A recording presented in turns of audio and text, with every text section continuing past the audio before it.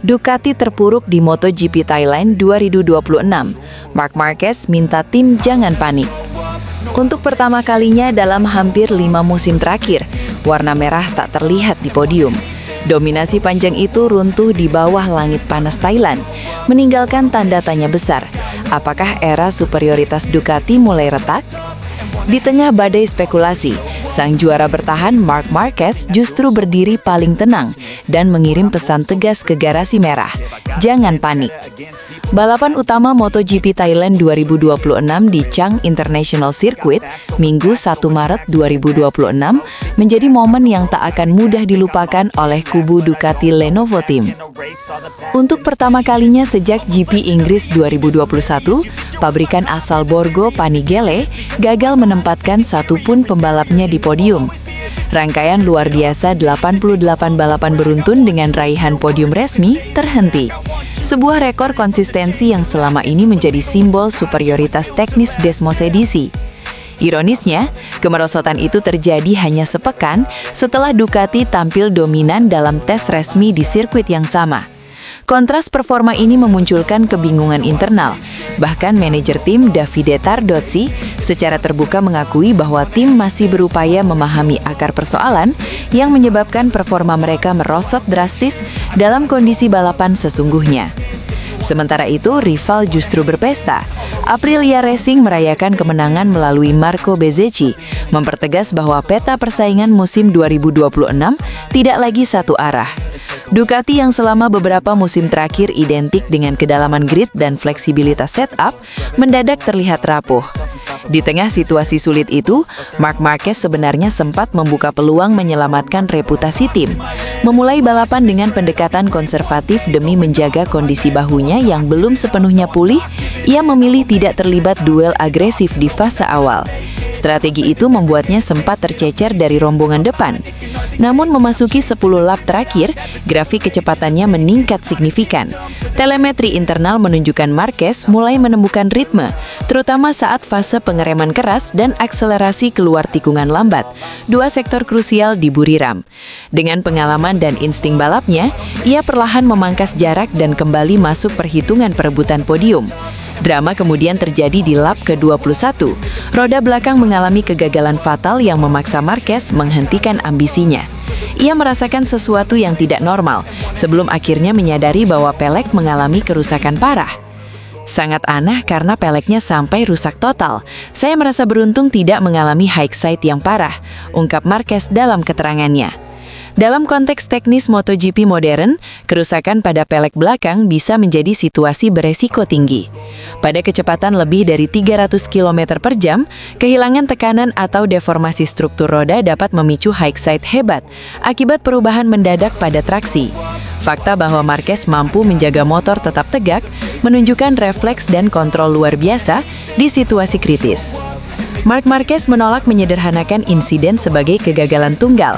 Ia mengindikasikan adanya kombinasi faktor, termasuk penggunaan karkas ban yang berbeda dari konfigurasi biasanya, serta benturan saat melibas curb ganda di salah satu tikungan. Dalam balapan dengan suhu aspal tinggi seperti di Thailand, karakter karkas ban memainkan peran vital terhadap stabilitas dan distribusi tekanan. Perubahan kecil pada spesifikasi bisa mempengaruhi respon saat motor melibas permukaan tidak rata seperti curb. Jika dikombinasikan dengan gaya berkendara agresif dan sudut kemiringan ekstrim, beban lateral pada pelek meningkat drastis. Seorang analisis teknis MotoGP menjelaskan bahwa benturan pada curb ganda berpotensi menciptakan beban impulsif yang lebih besar dibanding curb tunggal biasa. Ketika motor menghantam dua lapis curb dengan sudut tidak ideal, energi vertikalnya lebih besar. Jika struktur roda sudah bekerja di limit karena temperatur tinggi dan tekanan optimal, resiko deformasi meningkat. Marquez sendiri menegaskan bahwa ini bukan murni kesalahan produsen ban atau kondisi lintasan. Ia melihatnya sebagai situasi spesifik dan tidak biasa. Sikap ini penting dalam menjaga stabilitas psikologis tim yang tengah menghadapi tekanan besar. Meski pulang tanpa poin, Marc Marquez memilih bersikap rasional. Ia menilai bahwa sebelum insiden terjadi, kecepatannya cukup kompetitif untuk bertarung di barisan depan. Itu menjadi dasar optimismenya. Ducati terus bekerja, kita harus bekerja keras, tapi tidak perlu panik. Ini soal ban yang berbeda, mari kita lihat di balapan berikutnya, tegasnya. Pernyataan itu mengandung dua pesan. Pertama, ia ingin meredam kepanikan internal agar tidak terjadi keputusan tergesa-gesa dalam pengembangan motor. Kedua, ia mengingatkan bahwa musim masih panjang dan data dari satu balapan tidak bisa dijadikan kesimpulan final. Namun Marquez juga realistis. Ia menyoroti kebangkitan Aprilia sebagai sinyal bahwa dominasi tidak lagi absolut. Di era aerodinamika dan fine-tuning elektronik seperti sekarang, selisih performa antar pabrikan semakin tipis. Keunggulan bisa bergeser hanya dalam hitungan pekan. Bagi Ducati, Thailand adalah alarm dini. Rekor 88 podium beruntun telah berakhir. Tetapi lebih dari itu, mereka dihadapkan pada ujian mental dan teknis. Apakah ini sekedar anomali karena kondisi spesifik sirkuit, atau indikasi bahwa rival telah mengejar bahkan melampaui? Secara historis, kekuatan Ducati terletak pada kemampuan adaptasi dan kecepatan pengembangan. Struktur teknis di Borgo Panigale dikenal agresif dalam membaca data dan menerjemahkannya ke solusi konkret dalam waktu singkat. Tantangannya kini adalah memastikan bahwa kegagalan di Buriram menjadi pelajaran bukan awal tren negatif. Musim 2026 masih sangat panjang, namun satu hal sudah jelas, tahta tak lagi aman. Dan di tengah ketidakpastian itu, sosok Marc Marquez kembali menunjukkan perannya bukan hanya sebagai pembalap, tapi juga pemimpin yang menjaga kepala tetap dingin saat badai menerpa. Thailand mungkin menjadi akhir dari sebuah rekor, tetapi bagi Ducati dan Marquez, ini bisa menjadi awal dari bab baru, bab yang menentukan apakah mereka mampu bangkit dan mempertahankan status sebagai kekuatan utama MotoGP, atau justru memasuki fase perlawanan sengit dari para penantang yang kini semakin percaya diri. Tekanan di MotoGP tidak selalu terlihat dari jarak antar motor. Terkadang ia hadir dalam sepersekian detik keputusan, di titik pengereman, di sentuhan kecil pada garis putih, atau di dorongan untuk menutup racing line demi mempertahankan posisi. Itulah yang dialami Marco Bezzecchi pada sprint race MotoGP Thailand 2026 di Chang International Circuit ketika duel sengit melawan Marc Marquez berujung crash saat ia sedang memimpin balapan. Balapan sprint seri pembuka musim ini kembali menegaskan satu hal. Bahkan dalam kondisi belum sepenuhnya fit, Marquez tetap menjadi faktor psikologis terbesar di lintasan. Dan Bezzecchi, yang sepanjang akhir pekan tampil dominan, merasakan langsung besarnya tekanan tersebut. Bezzecchi datang ke Thailand dengan paket yang sangat kompetitif. Sejak sesi latihan bebas, ia konsisten berada di posisi teratas catatan waktu. Ritmenya stabil, kecepatan satu lap impresif, dan simulasi sprint menunjukkan potensi kemenangan yang nyata. Ia bahkan tetap mengamankan pole position pertamanya musim ini, meski sempat mengalami insiden di akhir sesi kualifikasi. Itu menjadi sinyal kuat bahwa ia dan tim menemukan keseimbangan setup yang tepat untuk karakter Buriram, sirkuit yang menuntut stabilitas pengereman keras dan akselerasi agresif di trek lurus panjang.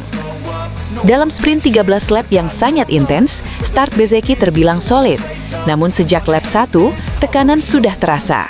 Marc Marquez langsung berada dalam jarak serang, memaksanya bertarung lebih cepat dari rencana ideal manajemen ban. Pada lap 2, di tikungan 3, Bezzecchi menunjukkan respons agresif. Ia berhasil merebut kembali posisi terdepan dari Marc Marquez dalam manuver yang bersih namun tegas. Duel keduanya memperlihatkan perbedaan gaya. Marquez dengan pendekatan menyerang konstan, Bezzecchi dengan presisi dan exit speed yang kuat. Namun keunggulan itu tidak bertahan lama. Memasuki tikungan 8, sebuah tikungan teknis dengan sudut sedang dan transisi cepat, Bezzecchi melakukan kesalahan kecil yang berujung fatal. Ia mengakui secara terbuka bahwa insiden tersebut murni kesalahannya. "Ya, saya minta maaf atas kesalahan ini. Saya merasa baik-baik saja," ujarnya usai balapan. Ia menjelaskan bahwa kondisi lintasan saat sprint sedikit lebih buruk dibandingkan sesi sebelumnya sepanjang akhir pekan. Temperatur dan grip berubah, meski menurutnya hal itu bukan faktor utama. "Bagaimanapun ini tidak membuat perbedaan apapun. Saya membuat kesalahan kecil. Saya sedikit menyentuh garis putih di bagian dalam untuk mencoba menutup jalur balapan," ujar Marco Bezzecchi. Di MotoGP modern, garis putih pembatas lintasan bukan sekedar cat. Pada temperatur tinggi, permukaan tersebut bisa menjadi jauh lebih licin dibanding aspal utama. Saat ban depan menyentuh area itu dalam kondisi lean angle, resiko kehilangan grip meningkat drastis. Saya sedikit kehilangan kendali di bagian depan. Saya mencoba menyelamatkannya. Saya tetap di sana, tetapi begitu saya menyentuh bagian itu, saya kehilangan kendali sepenuhnya. Motor pun terjatuh. Tidak ada kesempatan kembali ke balapan. Sprint berakhir sebelum waktunya. Kesalahan kecil tapi konsekuensinya besar, tambahnya. Secara teknis, insiden ini menunjukkan betapa tipisnya batas kesalahan di MotoGP. Pada kecepatan balap, sudut kemiringan bisa mencapai lebih dari 55 derajat. Dalam kondisi tersebut, ban depan bekerja di batas maksimal grip lateral. Sentuhan kecil pada permukaan berbeda, seperti garis putih, cukup untuk mengurangi traksi secara instan. Seorang analis MotoGP menjelaskan bahwa faktor tekanan dari pembalap di belakang sangat mempengaruhi mikro keputusan di lintasan. Ketika Marquez berada di belakang Anda tidak hanya balapan melawan waktu, Anda balapan melawan reputasi dan insting menyerangnya. Itu membuat pembalap cenderung menutup jalur lebih agresif dari biasanya. Satu sentuhan pada garis putih bisa menjadi perbedaan antara bertahan dan terjatuh. Marc Marquez sendiri sepanjang sprint menunjukkan agresivitas tinggi, bahkan dalam kondisi fisik yang disebut belum sepenuhnya pulih. Hal itu memperbesar tekanan psikologis bagi pembalap di depan, termasuk Bezzecchi. Dalam sprint yang hanya 13 lap, tidak ada ruang untuk konservatif. Ritme langsung maksimal sejak start, artinya margin kesalahan menyempit secara drastis. Tidak ada fase mengelola balapan seperti pada Grand Prix utama. Bagi Bezzecchi, hasil ini tentu mengecewakan. Ia tampil dominan sepanjang akhir pekan dan memiliki peluang nyata untuk mengkonversi pole menjadi kemenangan. Crash di sprint bukan hanya kehilangan poin, tetapi juga momentum psikologis di seri pembuka. Namun sisi positifnya, performa dasar motor dan kecepatannya tetap kompetitif. Ia menunjukkan mampu bertarung secara langsung dengan Marc Marquez dalam duel head-to-head. Dalam konteks perburuan gelar, satu sprint hanyalah bagian kecil dari musim panjang. Yang lebih penting adalah konsistensi dan kemampuan bangkit setelah kesalahan. Pengamat senior MotoGP menilai, Bezzecchi sudah menunjukkan paketnya kuat. Yang perlu ia lakukan adalah mengelola tekanan saat memimpin. Kecepatan ada, tinggal meminimalkan resiko saat berada di bawah tekanan langsung dari rider seperti Marquez. Kini fokus Bezzecchi beralih ke balapan Grand Prix. Dengan data sprint, tim dapat menganalisis perubahan grip lintasan dan melakukan penyesuaian kecil pada setup, terutama untuk menjaga stabilitas front end di area teknis seperti tikungan 8. Sprint Thailand menjadi pengingat bahwa MotoGP bukan hanya soal kecepatan murni. Ia adalah permainan detail milimeter, keputusan sepersekian detik, dan kontrol emosi di bawah tekanan pembalap paling agresif di grid. Marco Bezzecchi mungkin kehilangan peluang emas di sprint, namun jika ia mampu mengubah kekecewaan ini menjadi motivasi, seri pembuka 2026 bisa menjadi awal rivalitas besar yang akan membentuk musim ini. Hanya beberapa detik yang memisahkan euforia dan kekecewaan di Buriram. Dalam momen yang nyaris menjadi klimaks sempurna bagi Ducati, upaya terakhir Marc Marquez untuk merebut pole position harus terhenti bukan karena kurang cepat, melainkan karena bendera kuning yang berkibar di tikungan 1. Drama itu terjadi tepat ketika putaran pamungkas Q2 mencapai puncaknya. Seri pembuka MotoGP 2026 di Chang International Circuit memang sejak awal dipenuhi ketegangan. Aprilia tampil dominan sejak sesi latihan bebas, mengirim sinyal kuat bahwa mereka datang bukan sekadar untuk bersaing, melainkan untuk mengontrol jalannya akhir pekan. Konsistensi tiga pembalap mereka di 5 besar memperlihatkan kedalaman paket teknis yang matang, baik dari sisi keseimbangan motor, traksi, maupun pengelolaan ban dalam suhu panas khas Thailand. Sorotan utama tertuju pada Marco Bezzecchi, yang sepanjang akhir pekan menunjukkan performa nyaris tanpa celah. Ia menjadi referensi waktu di hampir semua sesi, termasuk saat Q2 berlangsung. Kecepatan satu lapnya tajam, ritme balapnya stabil, dan ia tampak sangat nyaman di sektor pertama dan kedua yang menuntut presisi pengereman keras serta akselerasi agresif. Namun, sesi Q2 menghadirkan babak akhir yang tak terduga. Sejak awal sesi, Marquez bekerja sistematis. Ia tidak langsung memaksakan satu lap ekstrim, melainkan membangun ritme, membaca grip lintasan, dan menyimpan satu set ban baru untuk percobaan terakhir. Pendekatan ini mencerminkan kedewasaan strategi, terutama dalam kondisi di mana margin waktu antar pembalap sangat tipis. Pada percobaan terakhir itulah drama memuncak. Marc Marquez yang sudah mengamankan posisi kedua mencoba mempertajam catatan waktunya. Data sektor awal menunjukkan peningkatan signifikan dibanding lap sebelumnya. Di sektor pertama, ia mencatat split time yang lebih cepat dari percobaan sebelumnya dan bahkan mendekati referensi pole. Motor Desmos Edisi terlihat stabil saat pengereman ekstrim menuju tikungan 3. Sementara akselerasi keluar tikungan menunjukkan cengkeraman optimal. Mekanik Ducati di pedok menggambarkan situasi tersebut dengan lugas. Marc sedang dalam lap yang sangat kompetitif. Dari delta time yang terlihat di pit wall, ia berpeluang nyata merebut pole. Itu bukan spekulasi, angkanya jelas. Namun tepat di tikungan 1, insiden terjadi. Bezzecchi kehilangan kendali dan terjatuh, memicu pengibaran bendera kuning. Dalam regulasi MotoGP, bendera kuning mengharuskan pembalap mengurangi kecepatan dan melarang perbaikan waktu di sektor yang terdampak. Marc Marquez yang berada dalam lap cepat tidak punya pilihan selain mengendurkan throttle. Kesempatan emas itu sirna dalam hitungan detik.